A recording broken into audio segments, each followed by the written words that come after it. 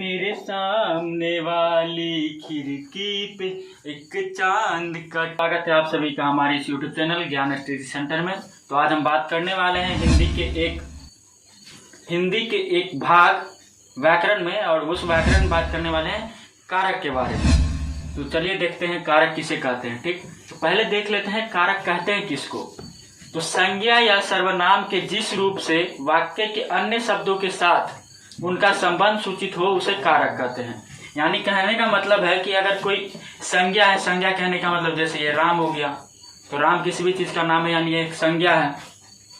नहीं, तो संज्ञा या सर्वनाम के जिस रूप से वाक्य के अन्य शब्दों के साथ, यानी कि राम जो है उसका अन्य शब्द यानी आम, राम का आम के साथ क्या हो रहा है, ने विभक्ति चिन्ह के साथ उसका संबंध बता रहा है कि राम ने आम खाया।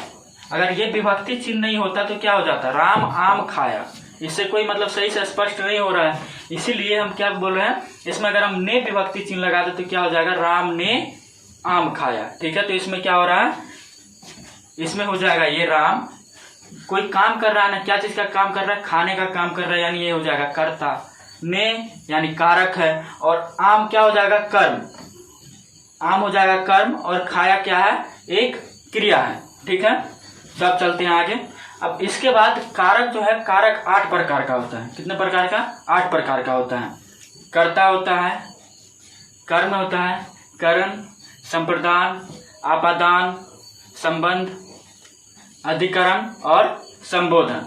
ठीक है, तो सबका बारी बारी से उसका विभक्ति चिन्ह देखते हैं और उसके बारे में बात करते हैं। ठीक है, तो हम चलते हैं। ये देखिए, ये सभी जो है वो कारक के प्रकार हैं। ये जो सभी कारक है, कितना कारक के 8 भेद होते हैं। नहीं,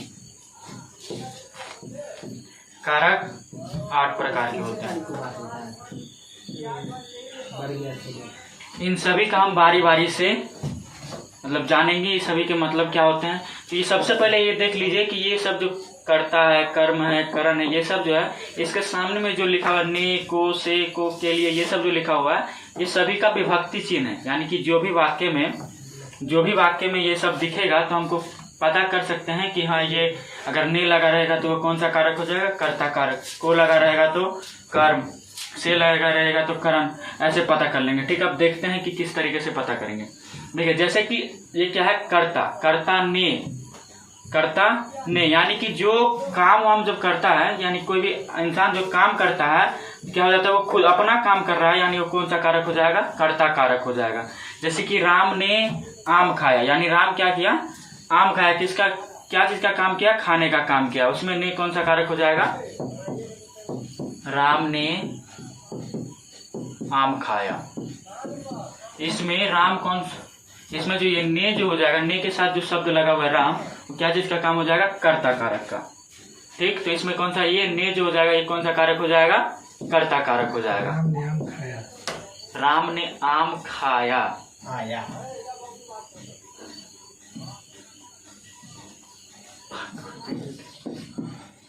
ठीक है, राम ने आम खाया। ठीक है, अब दूसरा आते हैं कर्म कारक, यानी कि जो कर्ता कोई काम करे और उसका प्रभाव दूसरे के ऊपर पड़े तो ऐसे कारक हम बोलते हैं कर्म कारक। ठीक है, जैसे कि राम ने श्याम को पीटा। राम ने क्या किया, श्याम को पीटा, यानी काम कर रहा है राम, और जो उसका प्रभाव किसके ऊपर पड़ रहा है, श्याम के ऊपर पड़ रहा है। जैसे देखिए, राम ने श्याम को पीटा। इसमें को कौन सा कारक हो जाएगा, कर्म कारक। यानी इसमें क्यों कर्म कारक हो जाएगा, क्योंकि राम जो है, राम वो कर्ता कौन है, इसमें राम है, लेकिन उसका प्रभाव किसके ऊपर पड़ रहा है, श्याम के ऊपर।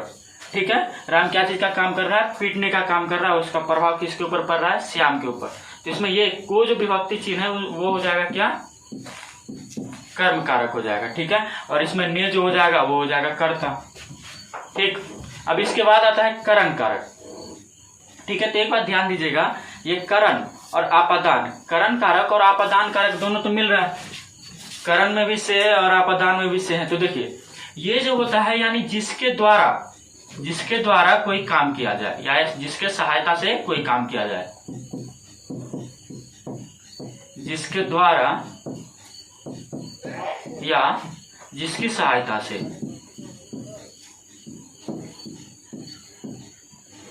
सहायता से,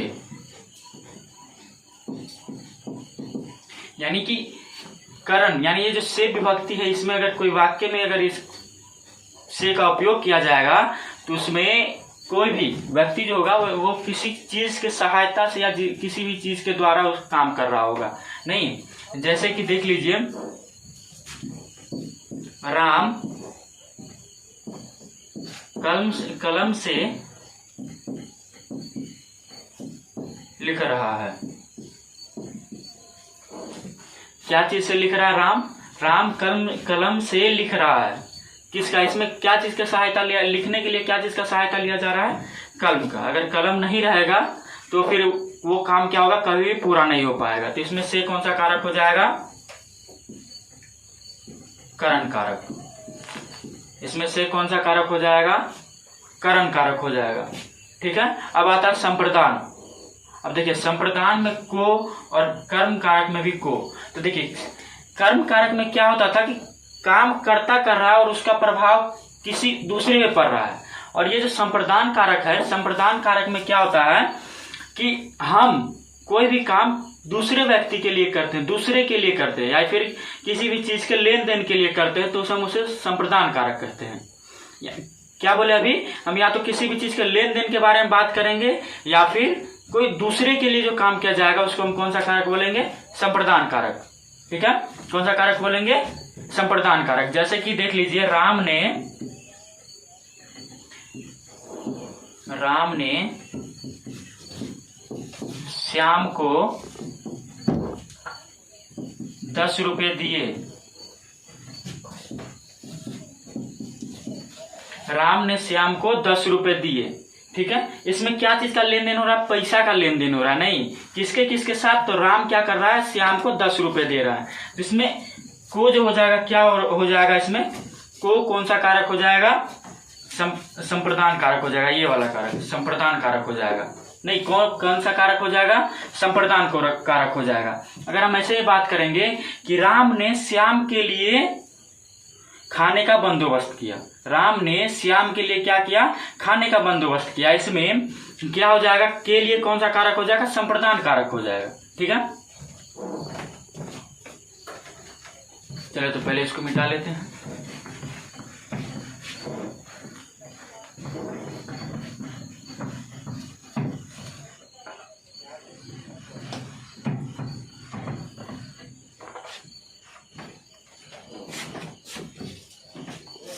ठीक है। तो संप्रदान कारक तक समझ में आ गया। ठीक।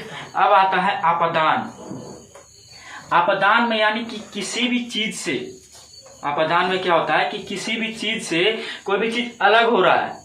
आपदान में क्या होता है? किसी भी चीज से अगर कोई भी चीज अलग हो रहा है तो उसमें कौन सा कारक बोलेंगे? उसे आपदान कारक बोलेंगे। जैसे कि ले लीजिए, पेड़ से पत्ते गिर रहे हैं, घोंसले से चिड़िया उड़ रही है। पेड़ से पत्ते गिर रहे हैं, घोंसले से चिड़िया उड़ रही है, या फिर पेड़ से फल गिर रहा है। ठीक। तो इसमें क्या हो जाएगा? से कौन सा कारक हो जाएगा? आपदान कारक हो जाएगा। पूछेंगे क्यों? क्योंकि से यानी कि क्या हो रहा है? पेड़ जो है, पेड़ से क्या गिर रहा है? पेड़ से क्या गिर रहा है? पत्ता। यानी पेड़ से पत्ता क्या हो रहा है? अलग हो रहा है। घोंसले से चिड़िया उड़ गई, यानी घोंसले क्या हुआ? घोंसला से चिड़िया, मतलब पहले घोंसला में था चिड़िया, अब क्या हुआ? अब धीरे धीरे उससे अलग होता जा रहा है। ठीक है। तो कौन सा कारक हो जाएगा? आपदान कारक हो जाएगा। ठीक है। अब आते हैं संबंध, यानी कि वैसा कारक जो किसी एक दूसरे के बारे में संबंध बताता हो। जैसे कि मान लीजिए मेरी बेटी। ठीक। जैसे मान लीजिए कि क्या कर लेते हैं, मेरा बेटा। ठीक है। इसमें मेरा बेटा, इसमें रा कौन सा हो जाएगा? यानी कि क्या हो रहा है? बेटा किसका है? मेरा। इसमें संबंध किसके पीछे बढ़ रहा है? मेरा और मेरे बेटे के बीच में। नहीं, मेरा बेटा हो जाएगा। इसके ऊपर 2 उदाहरण लिखे हैं। ये एक वाला मिटा गया। ठीक है। ध्यान से 2-3 करके, ये नहीं बोलेगा गिनती बोल रहा। देखो दूसरा, राम कुर्सी पर बैठा हुआ है। यानी आधार किसका है? कुर्सी का। कुर्सी नहीं रहेगा तो कहाँ बैठेगा वो? समझ में आ गया? राम कहाँ किस पर बैठा हुआ है? कुर्सी पर बैठा हुआ है। इसमें पर जो हो जाएगा कौन सा कारक हो जाएगा? ये देख लीजिए बउआ, कौन सा कारक हो जाएगा? अधिकरण कारक। ठीक है, कौन सा कारक हो जाएगा? अधिकरण कारक हो जाएगा। ठीक है, उसी प्रकार अब तीसरा देख लेते हैं। डाल पर चिड़िया गाती है। अगर डाल नहीं होता तो चिड़िया कहाँ गाती? नीचे। समझ में आ गया ना? डाल पर चिड़िया गाती है, डाल नहीं रहता तो कहाँ गाती मालूम नहीं। ठीक है, इसमें ये पर भी क्या हो जाएगा? यानी कि गाने का गाना किस पे गा रही है? डाल पे गा रही है, यानी आधार कौन सा है? डाल है। नहीं तो इसी के ये जो विभक्ति है पर, वो कौन सा कारक हो जाएगा? अधिकरण कारक हो जाएगा। ठीक है, कौन सा कारक हो जाएगा? अधिकरण कारक हो जाएगा। ये समझ में आ गया। और एक बात ध्यान दीजिएगा कि जिस भी वाक्य में मैं या पर विभक्ति लगा हुआ हो तो वो कौन सा कारक हो जाएगा? अधिकरण कारक हो जाएगा। ठीक, अब आते हैं आठवां एकदम बढ़िया सा कारक है, एकदम आसान। जैसे कि हम लोग सुनते हैं, अरे जी इधर आइए। नहीं, समझ में आ गया ना? अरे जी इधर आइए। तो इसमें अरे मतलब ये कौन सा कारक हो जाएगा? संबोधित करते, अरे इधर आइए। समझ में आया ना? कौन सा कारक हो जाएगा? संबोधन कारक हो जाएगा। हाँ, अजी सुनिए। और क्लास में जो होता है बच्चा जब मतलब बहुत अच्छा काम करता है तो सर क्या होता है? वाह वाह। नहीं, इसमें कौन सा कारक हो जाएगा? यानी किसी भी चीज में संबोधित करते हैं हम किसी भी चीज को, तो उसे कौन सा कारक बोलेंगे? संबोधन कारक बोलेंगे। ठीक है, समझ में आ गया। फिर से एक बार रिवाइज कर लेते हैं। कर्ता ने कर्म को, यानी कर्म को करण से, संप्रदान को के लिए, आपादान से, संबंध का के कीरी, अधिकरण में पर और संबोधन अरे अजी। इसमें कर्ता, जिस वाक्य में ने विभक्ति चिन्ह लगा हुआ वो कौन सा कारक हो जाएगा? कर्ता कारक। दूसरा कर्म को, यानी कि काम कर्ता कर रहा है और उसका प्रभाव किसी दूसरे के ऊपर पड़ रहा है तो कौन सा कारक हो जाएगा? कर्म कारक हो जाएगा। अब आता है कर्म, यानी कि जिसकी सहायता से हम कोई भी मतलब कोई भी काम कर रहे हैं तो कौन सा कारक हो जाएगा? करण कारक हो जाएगा। चौथा संप्रदान, यानी जिस कोई भी चीज के बीच में लेन देन का काम हो रहा है या फिर जिसके लिए काम किया जा रहा है उसमें वो कौन सा कारक हो जाएगा? संप्रदान कारक हो जाएगा। अब आता आपादान, यानी किसी भी चीज का एक चीज से दूसरे चीज, यानी एक दूसरे में विस्फोटित हो जाना है। जैसे कि ब्रेकअप हो जाता है जिस प्रकार से, उसी प्रकार से जो अलग हो जाता है। ठीक है, तो कौन सा कारक हो जाएगा? आपादान कारक। अब आता है संबंध, यानी कि किसी एक से दूसरे चीज के बीच में संबंध बताता हो। एक से दूसरे चीज के बीच में संबंध बताता, अभी तो बता दिए बेटा बेटी वाला, समझ में आया ना? ठीक, तो कौन सा कारक हो जाएगा? संबंध। ठीक है, अब आता है सातवां अधिकरण। अधिकरण यानी कि किसी भी चीज का आधार, कोई भी काम करने का आधार क्या हो, उसे आधार जो होता है उसे ही हम बोलते हैं अधिकरण कारक। जैसे कि अभी देख लीजिए, डाल पर चिड़िया बैठ के गा रही है बेचारी। अगर डाल नहीं होता तो कहाँ पे गाती मालूम नहीं है। ठीक है, तो इसीलिए उसके गाने का आधार क्या है? डाल है। ठीक, समझ में आ गया। अब आता है लास्ट संबोधन अरे अजी वाला। ठीक है, तो अपना कर लीजिएगा काम। ठीक है, तो यहाँ तक अपना वीडियो समाप्त होता है।